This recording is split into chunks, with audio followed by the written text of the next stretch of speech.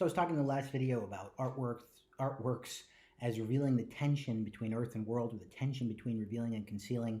And for Heidegger, that tension is tantamount to being itself. Remember, we talked about, not in any of these videos, but early on in the class, about the essay, What is Metaphysics?, where Heidegger says the nothing annihilating, or the nothing is being itself. And what does that mean? Well, we talked about Parmenides talking, Heidegger thinking about Parmenides, that, well, if you just have that which is and don't have that which is not, if you just have that which is and that which is not doesn't exist, then there is no difference, there's no meaning. Difference has to, in some sense, be, right? That which is not has to be, right? Because if there is only that which is and nothing isn't, right? Well, wait, that's a problem, because then there's no difference. If what's the ontological status of difference? Moreover, once we know, we do a philosophical exercise and say, okay, all right, so you can't have only that which is.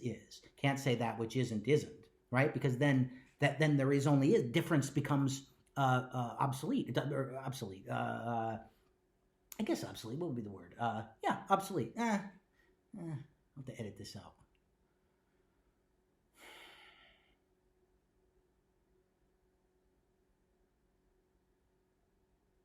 Superfluous? Yeah. Point is, difference is the heart of meaning, right? Difference, every determination is negation. Negation, this space of difference is what gives things their meaning. So that which is not has to, in some sense, be. What's the ontological status of difference? Okay, once we get that, fine, we know difference has to be. How do we phenomenologically experience that? Well, we saw in the What is Metaphysics essay that we experience the nothing, difference, all the time in anxiety. Anxiety is the mood or the receptual attunement, the Befindlichkeit, to nothing, right? Okay, well, how about artworks too? Artworks actually disclose the nothing in a different way. And this is another thing I think that